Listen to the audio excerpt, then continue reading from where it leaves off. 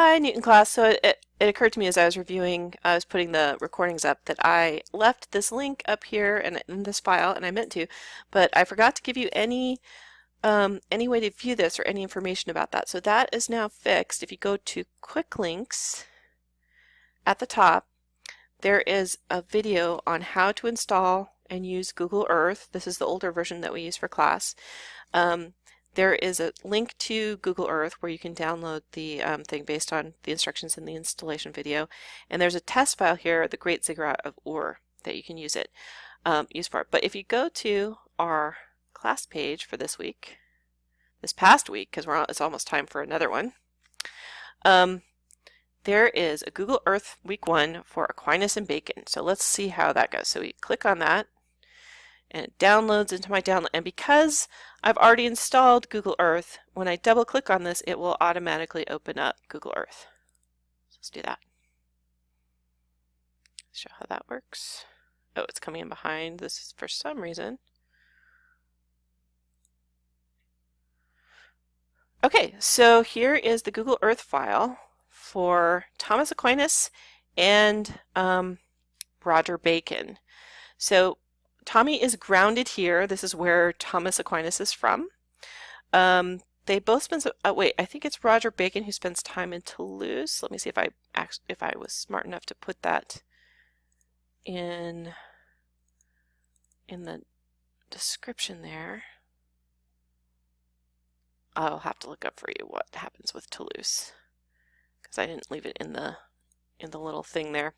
Okay, so but let's go back. Let's look at the place where Tommy is grounded. So this is the place where his mother kept him locked up. At the top up here was a family castle. So he was locked up here in the family grounds. So his family owned much more than this land, but he is, and you can come here and look at the picture here, and there's the gate of the house where Thomas Aquinas was held prisoner. He was grounded till he was 20. Okay, so Thomas Aquinas meets up with his professor Roger Bacon at the University of Paris. So let's go and see the University of Paris today. As I mentioned in class, the University of Paris is still a university. You can go and attend classes there should you wish. There are even somewhere here, there's the Thomas Aquinas building, somewhere near here. But it's amazing, and it's in the middle of Paris. If you zoom out, this is Paris. Okay, so it's lots of spokes of the wheel. We are going to study the wall around Paris when we talk about thermodynamics, believe it or not. Thermodynamics and chemistry. We're going to talk a lot about the wall around Paris. So this is the University of Paris where they met. Let's go to Oxford. We talked about Oxford because that's where Roger Bacon was educated. And also because that is the cool place where a lot of Harry Potter is based off of. Okay, so some of these are 3D reconstructions of the building. Let's see if we can go inside. Okay, let's go inside the Bodleian Library. Oh, wait, sorry, we can't go inside.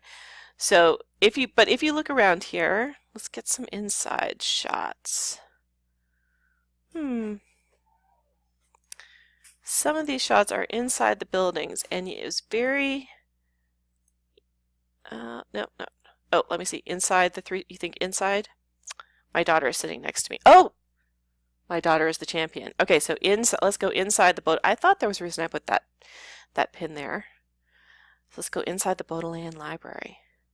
Okay, and as we look around here, this should look kind of similar to what we're talking about for Hogwarts. You know, this could be a part of Hogwarts. You could imagine it as part of that. So the Hogwarts tie-in is very strong with Oxford. And remember, this has a lot of things to do with what we're talking about. Roger Bacon was trying to recreate Aristotle's Philosopher's Stone recipe. And if you think about the first book in Harry Potter, its first title was not Harry Potter and the Sorcerer's Stone, it was Harry Potter and the Philosopher's Stone. So she is basing that off of not only Oxford. I don't know that she had the Roger Bacon tie-in, but there is a nice tie-in with Roger Bacon both going to Oxford and being being an alchemist who was looking for this philosopher's stone. And the philosopher's stone will definitely come back when we are talking about chemistry and how alchemy turns into chemistry, and it definitely has to do with that wall around Paris. All right, sorry I didn't mention that in class, but hopefully you guys have some fun exploring these places. Explore University of Paris, take some tours around Oxford. It's just fascinating to think that this is still in existence from the time of Thomas Aquinas and Roger Bacon, far before our story begins with the scientific revolution. All right, bye.